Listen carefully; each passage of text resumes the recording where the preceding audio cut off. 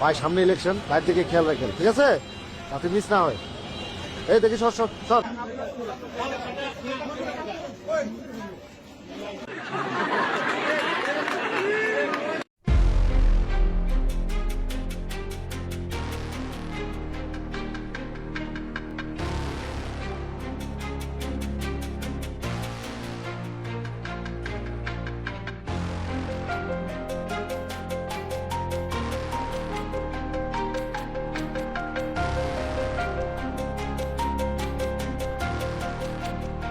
আমরা যদি আমাদের যে অধিকার, আমাদের যে আমানত, যদি আমরা মিন্টু সাহেবকে যদি ভোট না দিই, তাহলে আমরা কি আমরা গুনাহগার হব?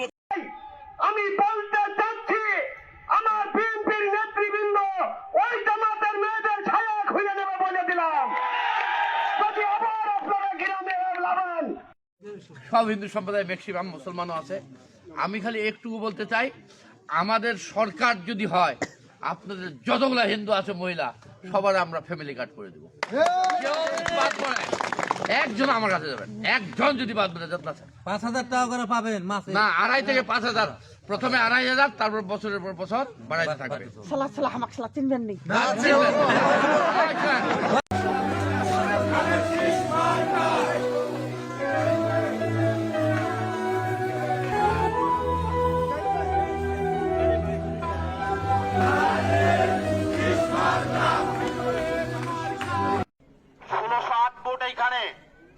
যদি এইখানে 1500 ভোট কাস্ট হয়, 200 ভোটও যদি বাইরে যায়, ইনশাল্লাহ আমরা মার্ক করে ফেলেছি।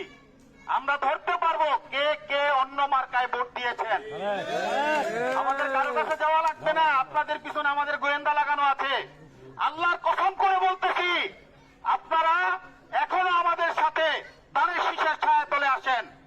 যদি আমরা নির্বাচনের পরে দেখতে পাই এইখান থেকে অন্য মার্কার কেউ আমাদের সাথে থেকে বেইমানি করেছে, 10 ভোট 20 ভোট 50 ভোট অন্য মার্কায় গেছে, কোন রেহাই নাই। আমি বলে দিলাম, ভিডিও করতেছেন ভিডিও করেন, কোনো সমস্যা নেই। ওপেন চ্যালেঞ্জ করলাম। আসসালামু আলাইকুম। বাংলাদেশে এখন চলছে ফরিদপুর জেলায় চর অঞ্চলে সয়াবিন উৎপাদনের প্রস্তুতি। তো যাই হোক না কেন, সয়াবিনের সাথে সাথে মা আয়েশা বদরের যুদ্ধে নেতৃত্ব দিয়েছিলেন বলে আমাদের মুফতি মুহাদ্দিস আল হাজারি, পাজারি তো কাজারি, লন্ডনি তো লানানি, লানানি তো ফানানি, ফানানি তো কানানি, ওরফে আল খাম্বা। তো খাম্বা তো রিসেন্টলি দেখবেন যে পেপার পত্রিকায় বা টিভিতে বিভিন্ন জায়গায় আপনার বক্তৃতা দিচ্ছে, বিভিন্ন ইনফরমেশন দিচ্ছে। সেদিন দেখলাম কি, প্রথম আলোর যে সম্পাদক সে বলতেছে যে কত পার্সেন্ট জানি বলছে, আমি এক্সাক্ট ফিগারটা মনে নাই আমার। তো নেতা বলতেছে না না না ওইটা না, না 600 না কি যেন বললো, 600 মানে সে বইলে আবার জনগণের তাকে আবার হাসতেছে। তো ভাবলাম যে মানে এটা যদি আমরা বুঝতাম, তো আমরা তো কি না বুঝছে আমার নেতা, নেতা তো জন্মের জানা জানে কথাবার্তা, নেতা তো অনেক ভালো বুঝে। পরে পিনাকি ভট্টাচার্য দেখলাম যে প্রথম আলোর যে আপনার ওই সম্পাদক, সে ঠিকই বলছিল, কিন্তু নেতা নিজেকে জাহির করার জন্য এইসব ভুলভাল ইনফরমেশন দিছে। আমরা যখন দেখি তার ভিডিও, তখন তার বক্তৃতা দেখি বিভিন্ন ইনফরমেশন দেয় যেগুলো জনগণ জানে না বা বুঝে না, বা হয়তো বা এরকম কিছু মানুষ আসে না যেরকম যে কিছু কথা বলবে আপনার মনে হবে যে না অনেক জ্ঞানী, যেহেতু আপনি জানেন না, মানে আপনি জানেন না বিধায় বলবো ওরে বাবা এ তো অনেক জ্ঞানী। তো আলটিমেটলি যারা জানে বা পরবর্তী যখন আপনারা খোঁজ নিয়ে দেখবেন যে এখানে ওই ভুল তথ্য বা নিজেকে জাহির করার জন্য একটা অ্যামাউন্ট বা একটা কোয়ান্টিটি বা একটা হিসাব নিকাশ দিয়ে বুঝাবে যে আমি অনেক কিছু বুঝি। এখন বাংলাদেশের সাধারণ জনগণ তো আর বোকা নাই, তারা যদি নাও জানে একটু পর গুগলে সার্চে দেখবে বা হাদিস টাদিস কোথায় পাওয়া যায় সেটা দেখবে, তখন দেখবে যে এই তো চাপাবাজি করতেছে, এ তো চাপাবাজ, ক্ষমতায় যাওয়ার জন্য মিথ্যা বলতেছে, ওই বিভিন্ন মূলা ঝুলাইতেছে। গত 54 বছর আপনারা যে 2-3 বার ক্ষমতায় ছিলেন, সেখানে যে আপনাদের ইস্তেহার ছিল 1, 2, 3 দিয়ে কতগুলো ছিল, সেগুলোর সাথে জনগণকে দেখান যে আমরা ক্ষমতায় তো গত 2-3 বার ছিলাম, তখন এটা করতে চেয়েছিলাম, ওই যে কি বলে কৃষকদের বিনামূল্যে সার দিব, বিভিন্ন যে লামসাম বুঝাইছিলেন, এই যে এখন যেভাবে লামসাম বুঝাইতেছেন, এই লামসামগুলা কি আপনারা ঠিক মতন ওই সময় কাজগুলো করছেন কিনা? ইস্তেহার ছিল আপনাদের গত 2 টার্ম যে ক্ষমতা আসছিলেন, ওইটার 50% যদি আপনারা করে থাকেন না, তাহলে বলেন যে আমরা বাংলাদেশ সবে আপনাদেরকে ভোট দিবে। আপনারা মিলাই দেখেন, এই যে চাপাবাজগুলা যারা ক্ষমতা আসতে যেতেছে, এই যে মূলা ঝুলাইতেছে, কার্ড দিবে, নেতা বলতেছে 2 থেকে 2,500 টাকা পাবে, তার কর্মীরা বলতেছে 1 লাখ পাবে, 10 লাখ পাবে, 20 লাখ পাবে, আস্তে আস্তে বাড়বে, দোকানে নিয়ে যাবে, দোকানে ফ্রি পাবে মূল্য, ওই চার দোকানে নিয়ে যাবে চা ফ্রি পাবে, বিড়ির দোকানে নিয়ে যাবে বিড়ি ফ্রি পাবে, এটিএমে কার্ড ঢুকালে ওই কার্ড নাকি এটিএমে ঢুকলে টাকা বেরোবে। তো এই ধরনের উচ্ছৃঙ্খল বিশৃঙ্খল নিয়মানুবর্তিতা নাই। নিজের দলের প্রধান ভাষণ দিচ্ছে স্টেজে মারামারি করে, প্রত্যেকটা জায়গায় যতগুলো ভিডিও দেখছি মারামারি করে। আমাদের ফরিদপুরেও মারামারি করতেছে। শুধু নর্মাল চুনাপটি নেতা ভাষণ দিচ্ছে ওই সময় না, বড় নেতা যখন ভাষণ দিচ্ছিল তখনই মারামারি। ফরিদপুরে বলে কথা না, শুধু ফরিদপুর কিন্তু না, অন্যান্য সব জায়গায় কিন্তু আপনার এই মারামারি হইতেছে নেতার সামনে। তো আপনারা বুঝেন এই সব উচ্ছৃঙ্খল বিশৃঙ্খলদের যদি ক্ষমতায় আনেন তোরা কি করবে? নিজেদের সাথে নিজেরা মারামারি করে। এরা যে প্রধানমন্ত্রী হতে চায় তার সামনে এগুলো করতেছে। আর জামাতের আমির যখন ভাষণ দেয় দেখবেন যে পিন ড্রপ সাইলেন্ট, আপনার একটা সুই ফেললে সেই শব্দটাও পাওয়া যাবে এখানে। জামাতের আমির যখন বক্তৃতা দেয় প্রত্যেকটা মুখ চুপ, ওই যে মোবাইল খালি নাড়ায় এইভাবে। আপনার একটা সুশৃঙ্খল দলকে ক্ষমতায় আনবেন নাকি চান্দাবাজ বা মাফিয়া গোষ্ঠী বা অন্য দেশের নির্দেশে চলে এমন দল তাদেরকে ক্ষমতায় আনবেন? তাহলে তো আমাদের আপাই ভালো ছিল। আপা তো এদের থেকেও বড় সিন্ডিকেট, এদের থেকে বড় পজিশনে আছে অন্য দেশের। আপার কি দোষ করছিল যদি ওই আপার মতনই লোক আবার নতুন করে ক্ষমতায় আনেন? আমি আপনাদেরকে দেখাবো, ওই যে উপরে দেখেন ওই যে লেখছি হচ্ছে বদরের যুদ্ধে নেতৃত্ব কে দিয়েছে? বদরের যুদ্ধে নেতৃত্ব দিয়েছে হজরত মুহাম্মদ সাল্লাল্লাহু আলাইহি ওয়াসাল্লাম নিজেই। বদরের যুদ্ধ সংগৃহীত হয় হিজরির 2য় সালে।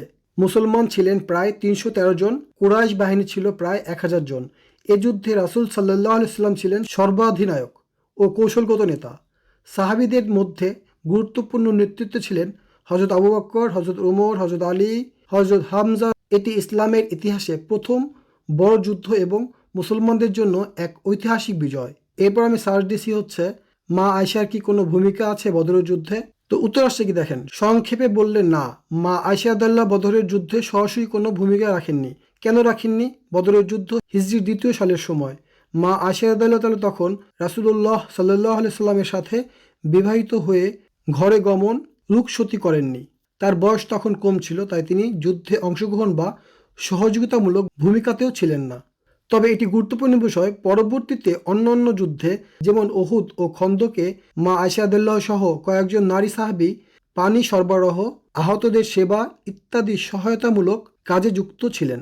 তো এরপরে আমি আর একটা সার্চ দিচ্ছি, প্রায় সেম কথা আসছে। রেফারেন্স ছোট ইসলামী পোস্টে ভিডিও, মানে আমি রেফারেন্স চাইছি, কোত্থেকে রেফারেন্স না, রেফারেন্স না দিলে তোর হয় না। তো অনেকে মনে করে যে আমাদের নেতা আপনার হয়তো বা কিছু ইনফরমেশন গুগল থেকে, আমাদের মতন নয় যে আমরা গুগল থেকে তো দেখালাম বা বিভিন্ন নেট থেকে সার্চ দিয়ে জনগণে বলবে।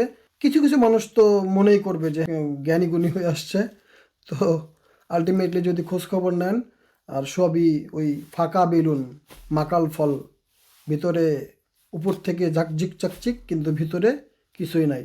আপনারা বাংলাদেশে গত 54 বছরে যে চেতনার রাজনীতি দেখছেন, ফকা কাকা যেমন বলতেছে যে যুদ্ধবিরোধীরা আগামীতে ক্ষমতা গেলে দেশের অবস্থা খারাপ হয়ে যাবে, দেশটা শেষ হয়ে যাবে।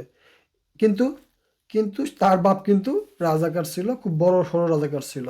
যারা মুক্তিযোদ্ধা বলে যে আমরা মুক্তিযোদ্ধা, ওই যে চান্দা কিন্তু আপনার মুক্তিযোদ্ধা ছিল না, ওর সার্টিফিকেট নিচে পড়ে আর কি।